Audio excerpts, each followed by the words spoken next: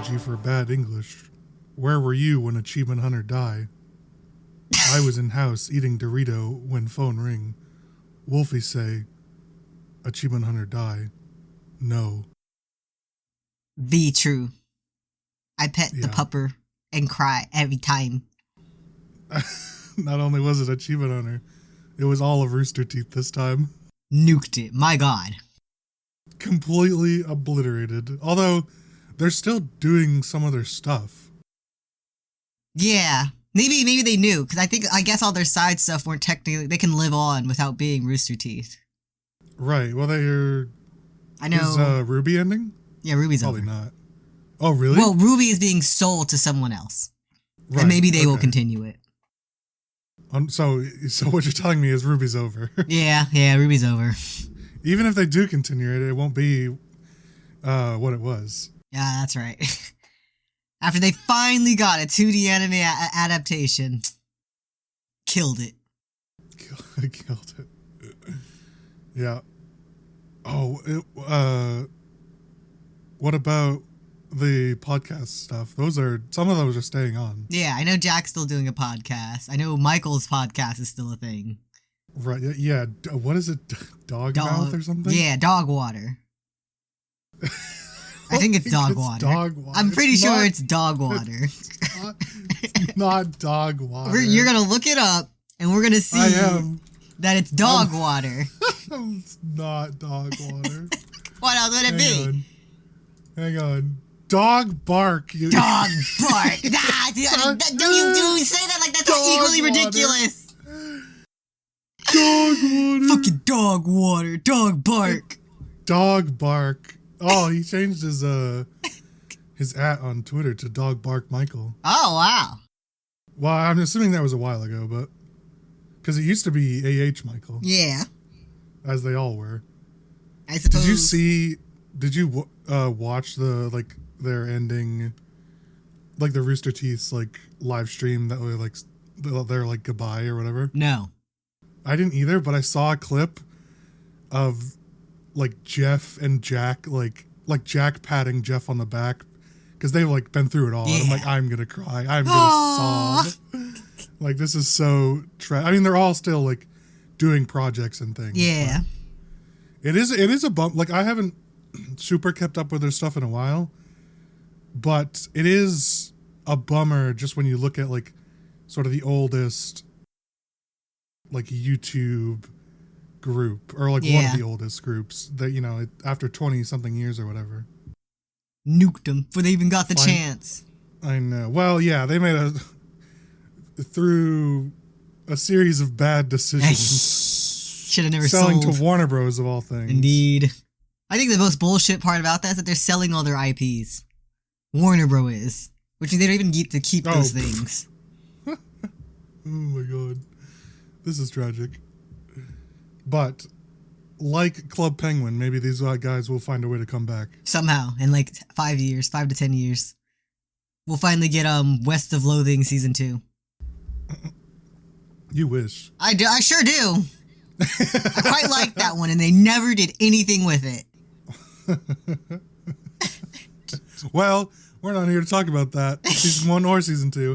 We are here to talk about things and stuff, like always. That's right, Stuff and Things, the show. Stuff and Things. I am your host, Luke. Things. That is me. And welcome to episode... You are nothing. I'm the and. Welcome to episode 111 of You're Ridiculous. As said already, I am Stuff, sitting here with Things. Also known as Wolfie. That's me. That's you. Stuff, we're here to talk about thought it was Dungeonmeshi. What? Thought it was Things. Well, it's interchangeable. You have stuff and things. Okay. Whatever you say, Stuff. Whatever you say, Things. I make the rules here. I'm the law. You're Stuff. You shut up. All right. Listen here. Don't make me take the glasses off. Oh, that's when I'll get real serious. We are here to talk about Dungeonmeshi. We sure are. Also known as Delicious in Dungeon if you watched the English version. Cringe. On Netflix. Listen, no, we'll get into that. You can't even say it's cringe. You liked it. I cannot. That's right. But on Netflix, their new manga? Yeah, both? adaptation. Well, yeah, but I was Oh. thinking of the word, what it was adapted from. I see. Manga adaptation turned anime. Delicious in Dungeonmeshi. I will say Dungeonmeshi is just a better name because Delicious in Dungeon is too long. Yeah, you're so right. You can't call it D&D either because that's a whole different thing. Can't be crossing the streams. That's what happened to Rooster Teeth. That's right.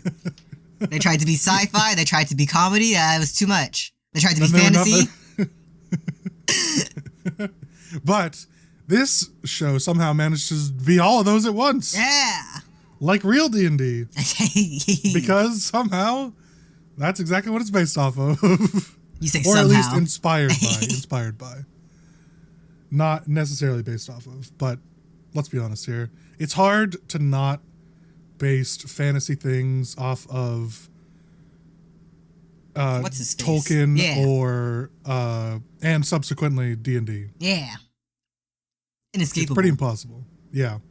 Although this one, we'll get to it later maybe, but this one had some interesting changes to like just various things about the whole world and system that I thought was really cool. Ooh. So we'll probably dive right into that. But first, Wolf, we're talking about this whole thing. What is it? What are we talking about? What is Dungeonmeshi? Dungeonmeshi follows our main character, Laios, who's an absolute freak. His sister has been eaten by the red dragon, and at the bottom of a dungeon. And they need to venture back into it, but they're broke. So they have to resolve to eating monsters. Something apparently no one has ever thought of in I think it's 100 years this dungeon has existed. Which is astounding. Just Laios and Senshi, the only people who had the idea. And whoever wrote that book. Yeah, but I think the book was all theoretical.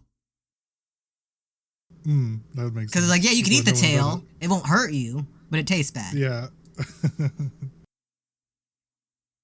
Yeah. And so the whole story is them traveling back down through the dungeon to find the red dragon to save his sister. Yeah, eating food, making connections, eating more food. Getting loot. Yeah. Getting backstory on all the characters. Trade the loot for more ingredients to make more monster food. To get more loot. It's hide and hide so we can dig. Yeah. It's a circle of life that never seems to stop, which it will stop because, 24 episodes. Listen, but we're only halfway through. That's right. Well, yeah. 12 episodes. We're doing part 1 right now. Part 2 of this episode will be later on when it finally finishes. Like a month. 2 months. And yeah, later than a month. But yeah. It's going to be like 3 months. 12 more weeks. I know. A month. Yeah, give it a month. Give it a month for another 3 episodes. First, okay, so I want to talk about the characters first because I think that's kind of interesting. Okay. And the whole show is built around basically these 4 characters. We have Laios. Yeah. And they're all D&D tropes. We have Laios, who's a fighter or a warrior. We have Marcel, who is a sorcerer, wizard, whatnot. Yeah. We have Chilchuck, who's a rogue, basically. And we have Senshi. I couldn't think of his name. I kept thinking the voice actor's name. I'm like, nope, that's not what I want. We have Senshi, who is the dwarf. Sort of like well, yeah, but that's his race. But he's like a bard, sort of. Oh. Not like a singing bard, but well, I guess he doesn't like magic either. I don't know what he really is. He's like a bad warrior. Well, I guess that's no, but he doesn't still. like magic. He doesn't like magic. So he's like a barbarian basically. He has an axe. Yeah. He's kind of like that, and he is a dwarf. Marcel is a elf. Chilchuck's a halfling, and Laios is a filthy human. What did they call him? A tall foot? A tall foot, yeah. He is pretty tall. Did you like all the characters? Ah, yeah. Love them. Really? Even Marcel, even though she's like written to be annoying, she's What? somehow she's endeared to me. Okay. Marcel is elite. And she's annoying. But she's still an elite character. She is the best one. Okay, maybe she's tied for the best one. So, okay, I'll give you my tier of the 4 characters, and then you can do yours. So I watched mostly the English dub just because it was easier for me when I'm also doing work. Really good, by the way. We'll talk about that in a bit. So Marcel and Senshi are both 10 out of 10. They're both excellent. They're fun characters. They each have their own personality. Marcel is she's not very confident. Yeah. But she is very powerful once she gets the confidence. Yeah. She knows what she's doing. She just sort of hesitates a lot. And that's relatable to everyone. And I don't care if you think you're confident or whatnot. You're lying to yourself. Senshi is confident. And in his one very specific thing, which is killing and cutting up and cooking monsters. Yeah. And everybody has their own niche. That's super relatable. And he's also sort of the mediator between everybody. He's like the old man of the group. I mean, he's obviously much older. But he's like that sort of in between, settling everybody down. Yeah, yeah. Unless it becomes about magic again. Then he hates it. I see. Laios is like a 5. You've changed the rating scale. We went from a tier to a scale of 1 to 10. Yeah, well, they are top tier, as in 10 out of 10. Laios is a 5 out of 10. It's funny when he's an absolute freak about these monsters. Yeah. But other than that, he's like the most boring turd alive. And then Chilchuck's like a 2. Okay, yeah. Chilchuck is an annoying little cunt who's only here because he needs to finish the job. His sense of morals. He simply couldn't leave it be. Doesn't actually care about Fallon or saving her. Just needs the job to be done. And he's also a humongous like twat about other people doing his job. Perhaps. Right? Like when they were like disarming traps or talking about all that stuff, he's just like, let me do my job, Senshi. Yeah, and Senshi shows him what's what. Yeah, just like power plays him. Little dick energy from Chilchuck. How do you rate them? I'll use a normal tier list. At the top of the tier, Laios. He's an absolute freak. Right. And I can relate to that. Freak. There's when he's not a freak though. He's always a freak. Okay, no, he's all he does is freak shit. Oh man, how do I eat this fucking living armor? I better figure this out. He gets stuck on the randomest things. He knows all these random little fun facts, and the one time he needed to know a fun fact, he didn't know it. God, hate it here. Love him. He's so boring. He's so boring. You just gotta appreciate him. I appreciate him when he's funny, and that's only like right before they kill a monster. He was all about wanting to figure out how to eat the living armor because of the first thing that killed him. He was like, I'm like, you know what? I feel that's Laios. We are the same. That one was like peak freak energy. Look, I want to eat this living armor. Out of spite. What about the other ones? Oh, then it's Senshi. Senshi's cool. Then it's Marcel. Then it's Fallon. And then it's Chilchuck. Oh yeah, Fallon is above Chilchuck. Fallon's also above Laios, to be fair. We haven't seen enough of her, but I can see the freak energy emanating off of her too. Well, we've seen plenty of her in that one episode. Yeah, the one episode. Everyone else got 12. 11.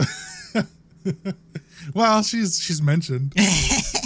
I can just tell every time they mention her, she's a baddie freak. A baddie freak. Yeah.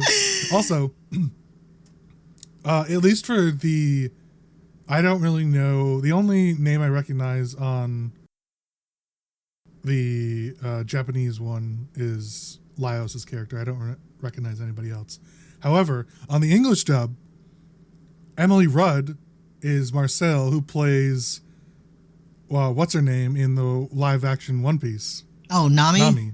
Nami. Which is pretty cool. Ah. However, I cannot picture her voice coming from her. Like that voice coming out of her. Too much Nami in her. I know. Also, even more surprising, that Senshi English voice coming out of fucking Sungwon Cho, also known as Pro ZD. He's getting around. He's everywhere now. How does this man go from Senshi to Ratatasker at the like drop of a hat? He's got pipes. Neither character I would have guessed in a million years he voices. Like, I'm so confused and like in awe of this guy. He's like what's his face? Jim Carrey, but with his voice. Right, yeah, right. He is. It's true. I'm so it's baffling every time I see like him on credit sheets for voice acting. I'm like, what the fuck? Would have never known. Never would have guessed. Not in a million years. There's voice actors who just play themselves, and then there's him. There's Pro ZD who plays everyone. He's him. Yeah, he does play everyone somehow, and does it. But I listened to one episode in the Japanese original version, and that was really good. Yeah, I will say the dub real solid. Yeah. Do you have anything to say about the one you watched? I watched both. I know, but like I can't say much more about that one other than it was good. They were both great. Listen, the Japanese is always gonna be great if that's its origination. That's what it's animated to. Sure, yeah. But yeah, the translation's solid. It works. It works either way, and especially with the English version, especially when he gets into like the cooking explanations, he throws more of like English spin on it instead of just like taking the descriptions from the Japanese translation. Cool. Oh, the other thing, I wanted to say a third example, but I just remembered it. Goes from Senshi to Ratatasker to Kage from Ranking of Kings. He's so right. How? These are all, I guess Kage and Senshi aren't like that far away, but then you have fucking Ratatasker sprinkled in the middle. The range. Anyways, yeah. I don't know if you recognize this Japanese voice actor, but Laios is Kentaro Kumagai. Who I'm sure, I only know the name. I cannot tell you what else he's been in. I don't know names. Okay. Yeah, it's true. You don't know names. Other than that, I don't know anybody else. But overall, 10 out of 10 for the cast. Really good. Indeed. All the voice acting on both versions, really solid. Go ahead. Oh, no, you go. No, you go. Okay, anyways. Listen, I feel like I always interrupt you. You go first. Okay. I've already forgot about it. Well, this show, great. I love the. It hits the mix. It's like, what's the word? Not the gameplay loop, because it's not a game, but it's got that loop to it. Even though every episode is like the narrative loop. Yeah, the narrative loop. Right, gameplay. What's that word for gameplay loop? But in a story, the story, the narration version of it. Leave me alone. I've never heard someone say that.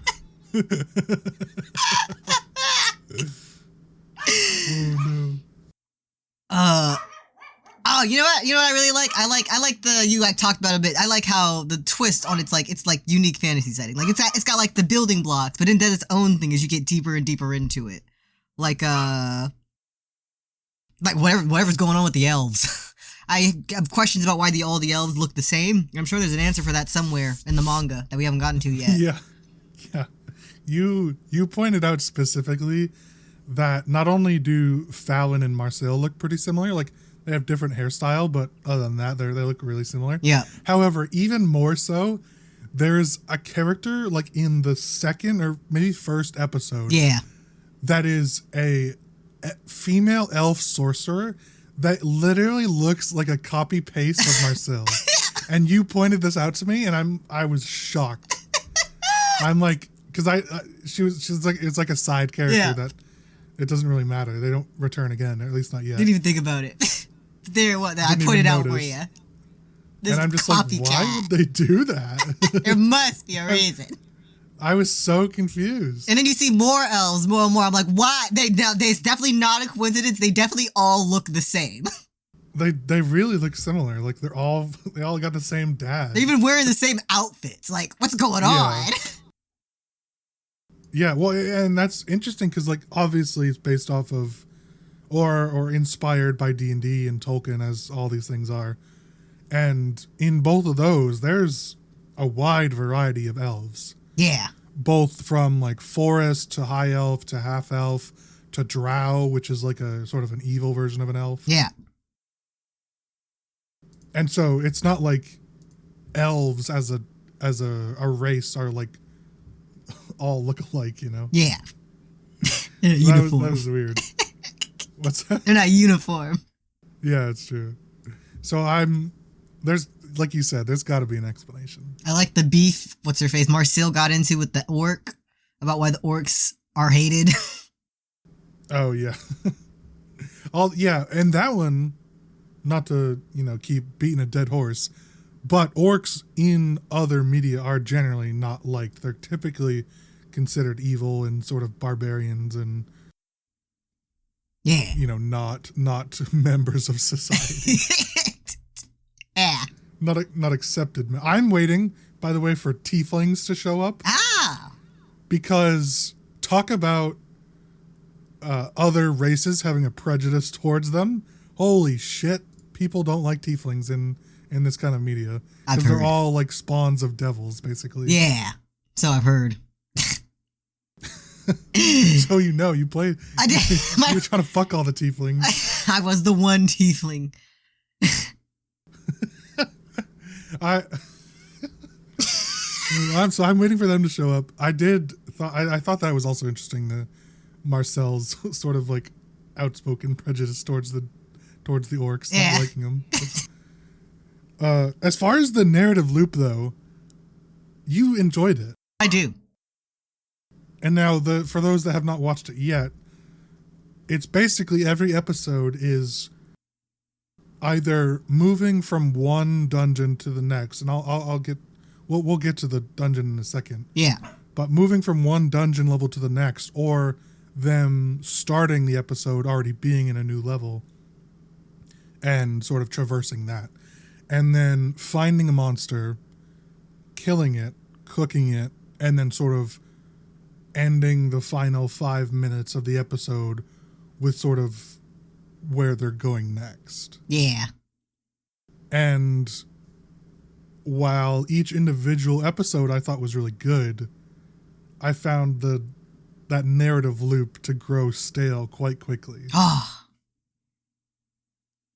So I'm surprised that you're so high on it. Maybe it's the unexpected way they cook the food every time. Like, they kill the tentacle monster, and like, okay, let's prepare it. I'm like, okay, meat. And then they start peeling it like a banana. Yeah. I did really enjoy how each one was different. That was super cool.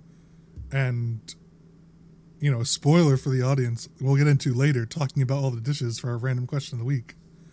But I thought that it was really clever how even some of the more obvious ones, like the basilisk, were cooked 2 different ways instead of just one, which was pretty cool. Yeah. So many meals. Yeah, although some of them were disgusting. Some of them were gross. You're judging it.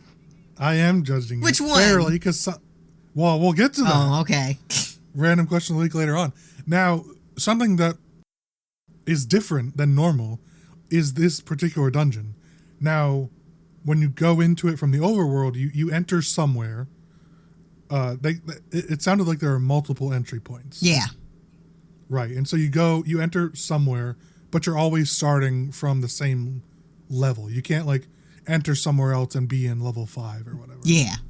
You're always like outside of the first entrance, wherever you're coming from. Yeah. It all like convenes at one spot, basically. Yeah. And so they're sort of like not really a black market, but almost like an adventurer's hideout there, or not even just like a camp. Yeah. There, that they all right outside of the entrance. And then each level of this dungeon is like a fucking Minecraft biome. Everything is different. You have forests, you have like underwater caves full of like city, like a small city and a huge lake. Yeah, the fishmen. You have the fish. Yeah, the fishmen. A whole kraken is in there, big enough to fit. You have like in the final level you have like a whole volcano for the dragon, and you have an actual like castle dungeon where the Mimic episode happened. Yeah. And most recently you have the like town, right? Yeah. Where they fought the dragon. And obviously we're going to go, well, likely going to see more. Yeah, that was only level 5. Right. And so there's I don't know how many there are, but there's a fuck ton. And each level you progress gets obviously more harder and harder, but it's also, you can't die in there while you're there. Yeah. Do you remember what they described it as? It's like technical immortality because like your body gives out, but your soul is still trapped to your body. So you never truly die. And that's how people become zombies and such. Which is also really cool. Yeah. Because it's like, they described it as like, whoever made this dungeon is the one that cast that like immortality spell. And nobody knows how it was done. No, not at all. Which is super cool. It's like old magic that was lost. And they don't even really know who made the dungeon. Yeah, just some real powerful guy who was maybe an elf. Yeah, Speaks Elvish at least. Yeah, at the very least. Who doesn't though? Come on. Not Laios. True. Laios doesn't know shit. He just knows about food and being horny. Horny. Horny towards the food he wants, the monsters he wants. It'd be like that. He wants to vor the monsters. It'd be like that. Yeah. Wolfie relating to Laios, trying to like slurp down a metal suit of armor. Oh, I sure would. Oh man. Did you have a favorite episode? I guess not specifically. I like have favorite moments. I liked Marcel's moment where she's like with the mandrake. And she's like, yeah, you tie a dog to it and it just runs. What happens to the dog? It dies. It dies. That one was so good in the English dub. It dies. It was so funny. In episode 11, I kind of like how it's like coming to a head. It's like the big serious moment, the big confrontation. And somehow it is the funniest shit the entire time. I'm watching a comedy right now. This whole like show is, by the way, Netflix tags this as nudity and violence. Oh? Yeah. So the genres. Nudity. It has Japanese anime series, comedy anime. This show is offbeat, imaginative, and exciting. It lists a cast, and then to the right of it, like right above the episodes, it has 2024 TV mature audience, 12 episodes, nudity, violence. I guess there is technically nudity.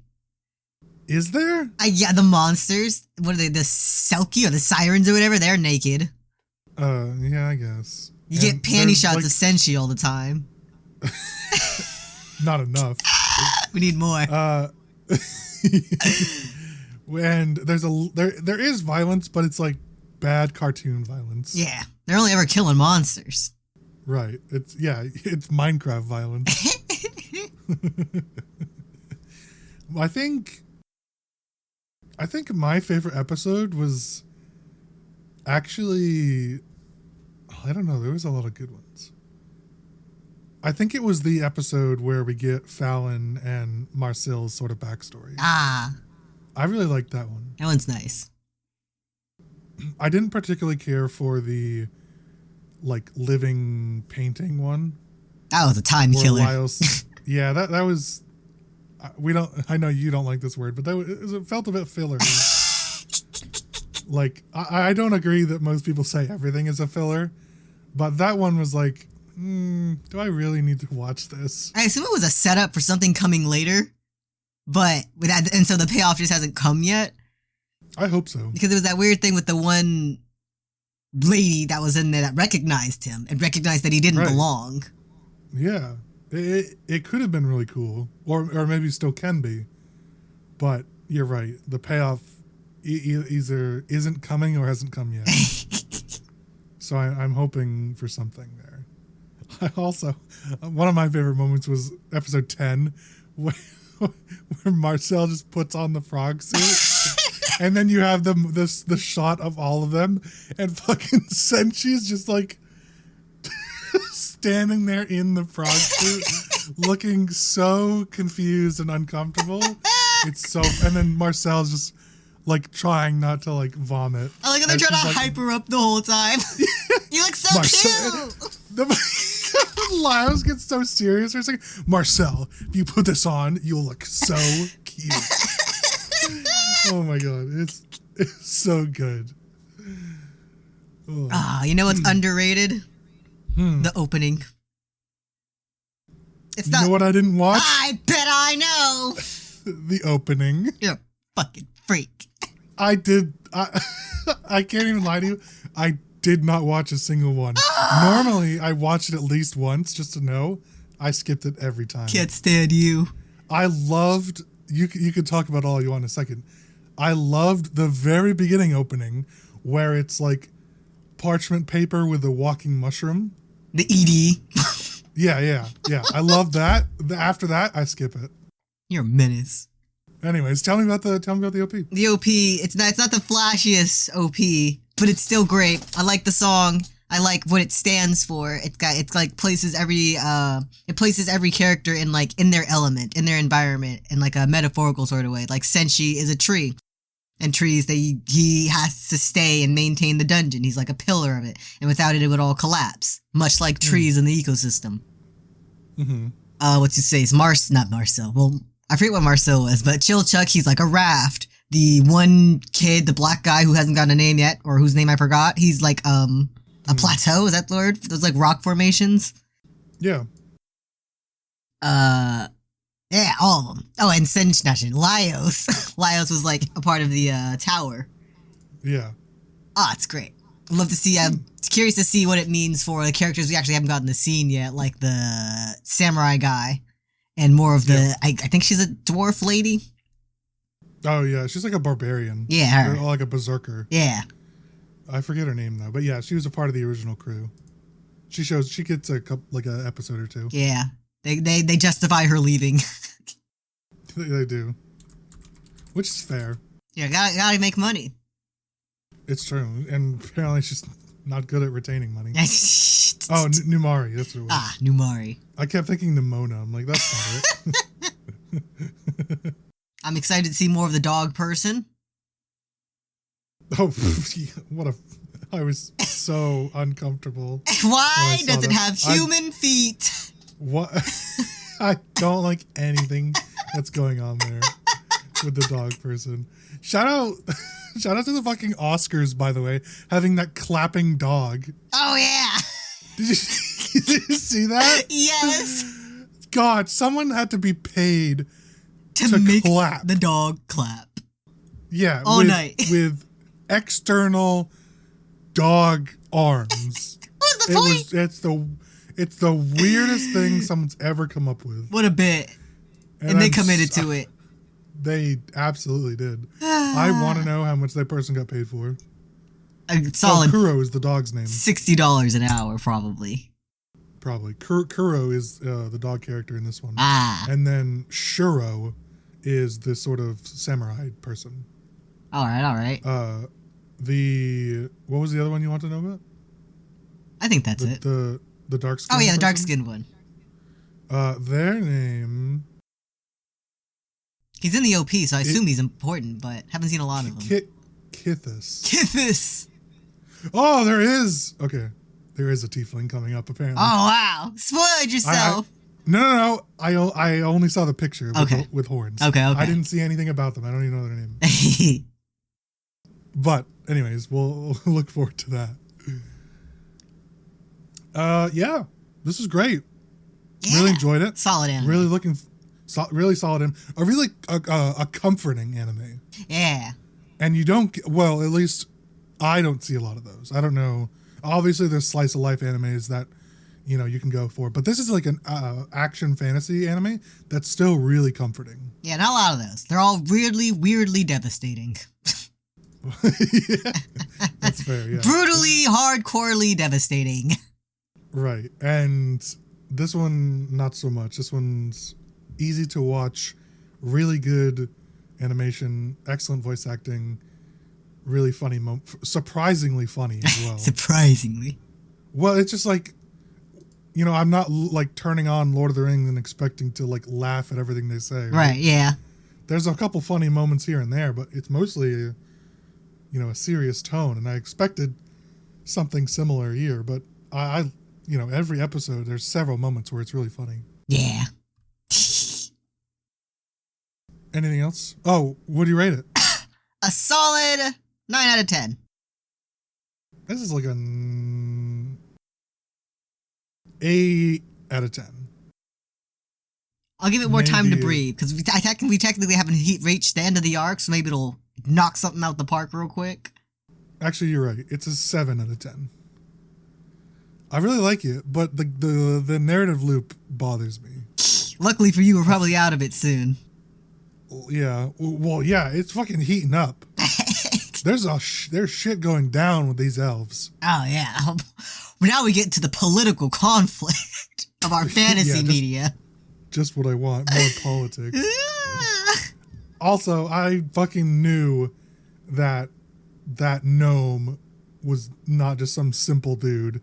Man's running the fucking kingdom from behind bars. Oh, yeah. From behind the scenes. Yeah. Behind the curtain. Absolutely. Manipulated him and doesn't even know he's being manipulated. That fucking king is like, okay, what's the next step? And what do I do? And what do I say? Man's just useless without this gnome. Absolutely. And what should my reply be? I'll draft something up that you can send them. What the fuck? Why aren't you king? Racism, probably. Gnome racism. Probably. There's a height requirement. He's not old enough. Technically. Fucking ancient. Yeah, really good. Really excited to watch more of it. In 3 months, you'll hear our part 2. Oh, yeah. Can't wait. We do have a question of the week, though, Wolf. We do indeed. This week's question of the week is, which monster so far looked the best to eat? Okay, here you go. There's a list of all the dishes from Polygon. Perfect. Polygon rated them, but of course they're going to be wrong. Naturally. So, these are all the dishes of each episode. They're already... How's the steamed living armor at the top? That's just straight seafood. Technically bottom. Oh, well, yeah. It's written in verse. It is written in verse. So, I will say a lot of them looked really good. However, I have to call out 2 of them that looked like utter crap. Okay. The Exorcism Sorbet. What? Disgusting looking. What? Looks like ghost cum and like bedazzled jewels. I don't want to eat any of that. You're wrong. You're a freak. I'd eat that. I'd eat the fuck out of that. I would probably eat it without the like fucking jewels, like crystal jewels. Because then it's just like regular sorbet. Those are like the gummy bears. I don't want to eat them. And the other one, where'd it go? Is it? Oh, the number 11, naturally delicious treasure insect snacks. I agree on that one. Where it's just fucking like chocolate coin insects and like more gemstones. Just straight bugs, but they look like objects, so they're doubly worse. It's literally just bugs. Watching them eat the pearl necklace or whatever made me want to vomit. It looks too squishy. All awful. Yeah, it was just all terrible all the way around. Yeah, oh yeah, they say treasure insect nest, water sugar coin bugs, oil salt pearl centipede. Ugh. Just awful. I'd probably eat most of this. Most of it is meat, and I'm a meat eater, for real. Absolutely, 100%. This all is, besides those 2, and, a caveat, I'll eat the sorbet, just take off the extra bits. Everything else, delicious. Absolutely. But there's got to be a number 1, and what's your favorite? Number 1 is probably... Let me look. Scour the list. Yeah. Honestly... Go ahead. Probably either the boiled mimic or the mandrake kakiyage with the giant bat tempura. Boiled mimic was way lower on my list. I mean, that's just crab. Oh, I'd eat it for sure. I love but crab. There's ones that look better though. Ah! My number one. What? Somehow Polygon actually got it right. Huge scorpion and walking mushroom hot pot. The dish from the very first episode. That one is pretty solid. Because that one is literally just fucking ramen. Oh, true. It's got like Or, the slime noodles in it's it. just a hot pot, right? Yeah. I don't like mushroom, but the rest is great. That's fair. Yeah. Okay, wait. Question. Yeah. So my mom doesn't like fresh mushrooms.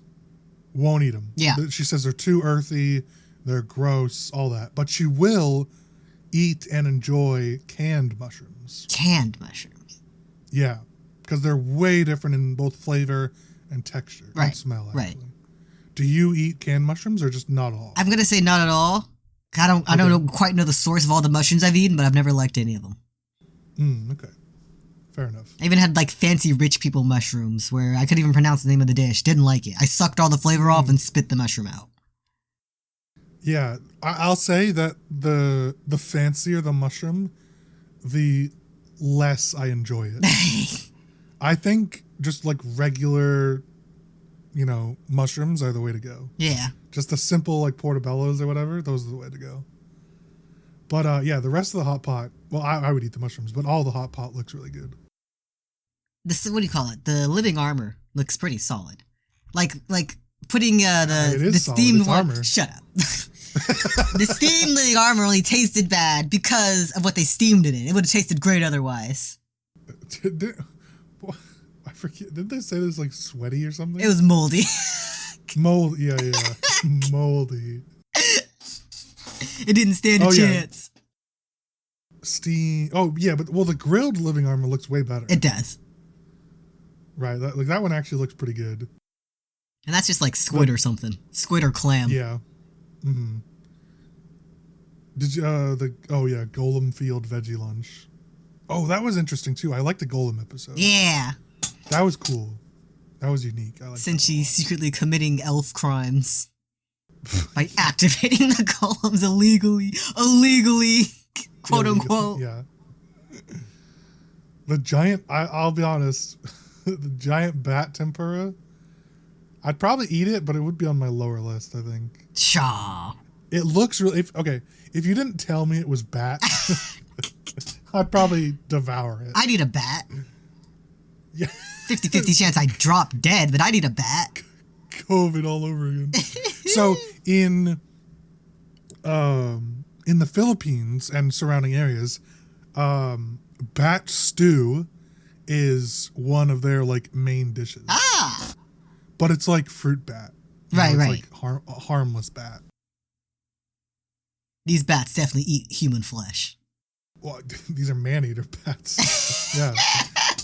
Boiled mimic just sounds kind of gross. It needs a better name. You're right. It is just crab. It's basically just crab. Giant parasite from giant kraken. Grilled plain. I like how the giant parasite that almost killed him is number 9. Bro had food poisoning he had super food poisoning all night. Because he ate the parasite. Oh, man. Also, that roast basilisk is just a fucking roast chicken. Oh, yeah, absolutely. Maybe some snake flavoring to it. I like how that one's 6, and it's literally a roast chicken. Whole. And it's 6th. And then you have fucking secretion sorbet from a ghost. I like how Marcel didn't want to eat the roots because they were near a graveyard, but then she turned around and ate spirit ice cream like it was nothing. Can we fucking talk about the commentary loop of Marcel saying, I don't want to eat icky monsters, eating the icky monster food, and then saying it's fucking delicious, and then every episode is that way? See, she's annoying! Every episode! I love her. I love the refusal of personal growth from her. Just utterly refusing. Like, I didn't want to eat disgusting monsters. And then in this 12th episode, She says, I'm sad that our monster eating is coming to a close. In episode 11, I can't wait till I don't have to eat another monster. This damn elf. I love her. 10 out of 10. Oh, man. I'll say it as well. The court cuisine full course meal, mid. Oh, absolutely. You don't even get to keep the full. Yeah, he was fucking hungry again. Also, what is that bowl of juice? Wine? Medieval There's wine? No. In the back, top left corner. More wine. Like it's purple, yeah? Surely it's Right, the same it's a bowl- juice. Bowl of juice. Bowl of wine. That's my cup. I got. Long tongue. Laughing up like a giraffe. Like a giraffe. You're a fucking anteater. A deer. God. Deers have freakish tongues. They sure do. For how small their heads are, God, terrifying. Whoo. Oh man, this is a really, really good anime. Indeed. Well, I'm happy to excited see to watch more of it it. got a full 24 episode treatment. Yeah. Well, because a lot of them only get the 12. Yeah. If they get all of it. And so do you know how close this is to the source material at all? Have you seen anything about that? I've heard from like the fans at least that it's following it pretty closely. Nice.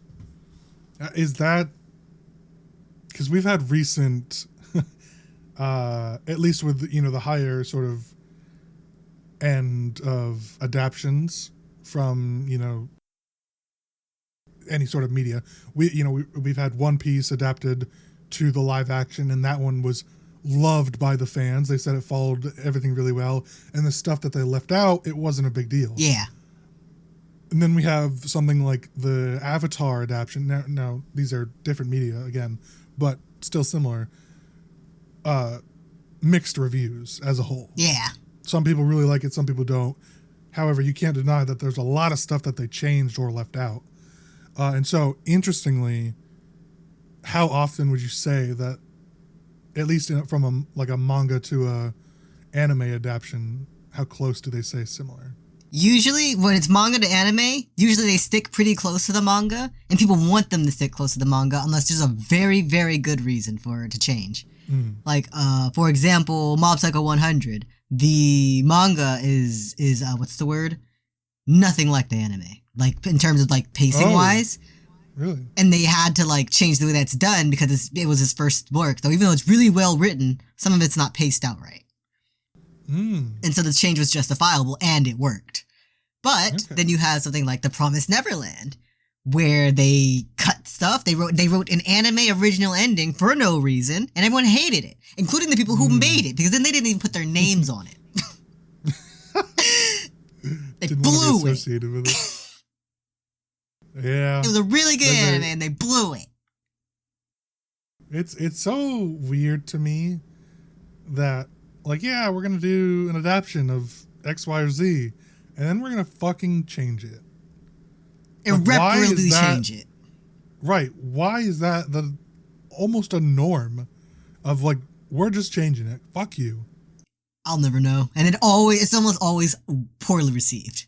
It's almost always terrible. Yeah, it's also a bad change, too. I don't even get it. Not only is it poorly received, like, if you have a change to make, in the case of, Mob Psycho or whatever, at least do it well and have a reason for it. Don't just say, oh yeah, I want to make it my own thing. Yeah. Never understand. And it just never works. They've had history. It's not like it's a successful thing that most audience members don't like. It's always terrible. Yeah. Never works out. It's never a good change. And no one ever likes it. Even when it's a good change, people don't like it. Yeah. I don't get it. Although, I guess it is hard to listen to fans because fans are idiots. Low key. Admittedly. Being a fan of many things, we're all idiots. And we don't know what we want. But we think we do. With that, that's right. Check out Dungeonmeshi if you haven't already. It gets the ridiculous seal of approval. That's right. Ka-chunk. Good quality Kerchunk anime. Wolf, take it away. I'm Wolf, taking things away. Thank you for watching episode 111 of You're Ridiculous. 111. If you liked all that, be sure to hit the like, comment, and subscribe button to hit the bell so you get notified of the next episode. If you're watching on a podcast website, be sure to hit the plus and give us 5 stars to support the show. You can follow us across the internet, the main cast at ridiculous_cast on Instagram, Twitter, and Instagram. You can follow Lucas at 7angry with an E, and you can follow me at Rainbow Does without the W. We hope to see you guys all again next week, but until then, say goodbye. Instagram, Twitter, and Instagram, huh? Shit! Goodbye! Bye.